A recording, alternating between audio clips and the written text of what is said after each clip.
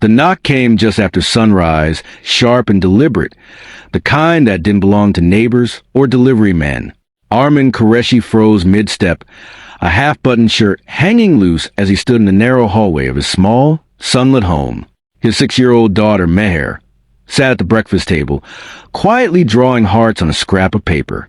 For a moment, everything felt fragile, like glass about to shatter.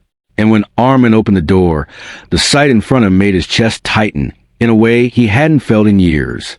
A man in a tailored charcoal suit, polished shoes gleaming under the morning light, stood there with an expression that held both authority and something far heavier. His voice, calm yet unyielding, broke the silence. It's time to repay what you owe me.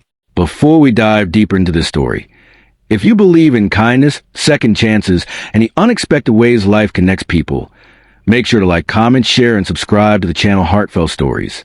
Your support keeps these powerful stories alive.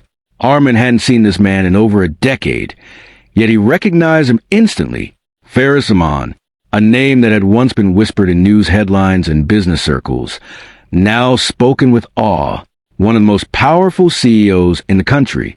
But to Armin, Faris was something else entirely. Or at least he used to be. The years had carved new lines into Faris's face, sharpened his posture, but his eyes, they still carried the same quiet intensity Armin remembered from a completely different life. Armin's grip tightened on the doorframe as 1,000 memories rushed back, uninvited and overwhelming. Life had not been kind to him. After losing his wife in a sudden illness 3 years ago, he had been left to raise Meher alone, juggling odd jobs, late nights, and an endless pile of bills that never seemed to shrink. His world had become small and practical, measured in school fees, groceries, and the quiet moments when Meher laughed just enough to remind him that he was doing something right. But Faris Zaman didn't belong in this world. Not anymore. The presence of such a man at his doorstep felt like a storm about to break.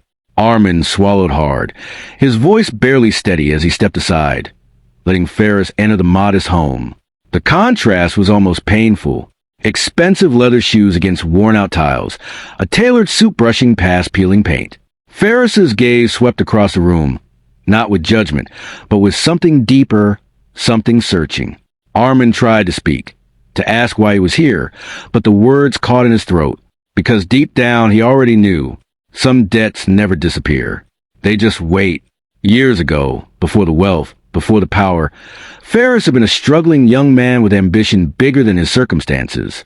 Armin had met him during a time when both of them were barely holding on, working long shifts at a small warehouse on the outskirts of the city.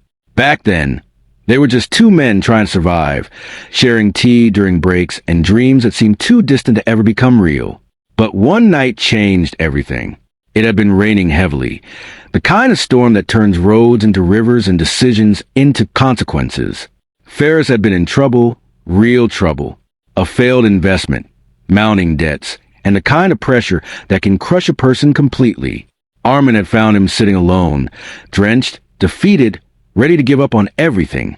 And without hesitation, Armin had done something that made no sense at the time. He had given Faris every rupee he had saved. Not as a loan, not with expectations, but simply because he couldn't watch someone fall apart. It was a reckless act of kindness, one Armin had almost forgotten in the chaos of life that followed. But Faris had not. Back in the present, the silence between them stretched, heavy with unspoken history. Meher peeked curiously from behind the table, her small eyes studying the stranger who seemed so out of place in their home. Faris noticed her, and something softened in his expression. For a brief second, the powerful CEO disappeared, replaced by a man who understood loss, struggle, and the quiet strength it takes to keep going. Armin finally found his voice, though it came out quieter than he intended. He admitted he had nothing left to repay. Life had taken everything from him already. But Faris shook his head slowly, almost as if he had expected that answer. This wasn't about money. It never had been. What followed wasn't demand, but something far more unsettling. Faris spoke of a debt not measured in currency, but in impact. He explained that Armin's kindness that night had changed the course of his life. That single act had given him the strength to try again, to rebuild, to fight through failure until success finally came. And now, years later, Faris had come now to take. but to give something back. Armin didn't understand at first. How could someone like Ferris owe anything to someone like him? But then Ferris said something that lingered in the air long after the words were spoken.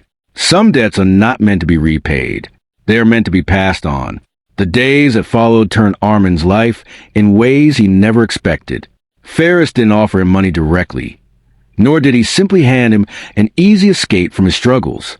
Instead, he offered him an opportunity, a position in one of his companies, not as charity, but as a chance to rebuild, to regain dignity, to create something stable for Meher. At first, Armin hesitated. Pride, fear, and doubt all collided within him. He had spent years convincing himself that survival was enough, that dreaming was a luxury he could no longer afford. But every time he looked at Meher, drawing her little hearts and smiling despite everything, he felt something shift inside him. Maybe this wasn't about accepting help. Maybe it was about honoring the same kindness he had once shown someone else. The transition wasn't easy. Armin struggled in the beginning, overwhelmed by an environment so different from the life he had known. But Ferris didn't make it easy on him either. He expected effort, resilience, growth. And slowly, step by step, Armin found himself changing, learning, becoming someone he hadn't believed he could be again. Months passed, and with them came small victories. A stable income, a better home, a future that no longer felt uncertain. Meher's laughter grew louder, more carefree. The weight on Armin's shoulders didn't disappear, but became lighter, more manageable. And yet, the true repayment Ferris had spoken about hadn't fully revealed itself. Not until one evening.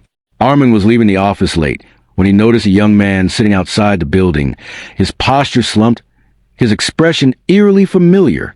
It was the same look Armin had once seen on Ferris, years ago. The same quiet despair. For a moment, Armin hesitated. Life had taught him to keep moving, to focus on his own responsibilities. But something pulled him back, something he couldn't ignore. He approached the young man, sat beside him, and simply asked if he was okay. That single question opened a door. The young man spoke of failure, of lost opportunities, of feeling like the world had moved on without him. And as Armin listened, truly listened, he felt a realization settle deep within him. This was it. This was the moment. Without thinking too much, Armin did what he had done years ago. He offered help, not because he had to, but because he could, because someone once did the same for him. In that moment, the cycle continued, and that was the true repayment. If this story has touched your heart even a little, take a moment to comment, and share it with someone who might need a reminder that kindness never goes to waste. And don't forget to subscribe to Heartfelt Stories for more powerful journeys like this. Just before we end, here's a special request for you. Comment, kindness comes back, if you believe that even the smallest act can change someone's life forever. As Armin walked home that night, the city lights glowing softly around him, he felt something he hadn't felt in years. Not relief, not pride, but purpose. The kind that doesn't come from success or wealth, but from knowing that your actions matter in ways you may never fully understand.